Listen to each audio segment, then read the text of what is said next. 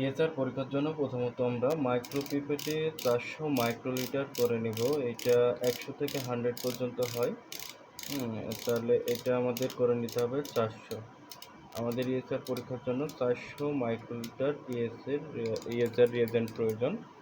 আচ্ছা, তাহলে আমরা ESR মাইক্রোপিপেট 400 করলাম। 400 করার পরে এবার ESR রিয়েজেন্ট, এই যে দেখছেন আপনারা ESR রিয়েজেন্টটি 400 মাইক্রোলিটার এখান থেকে পিপেট দ্বারা পুশ করে তুললাম।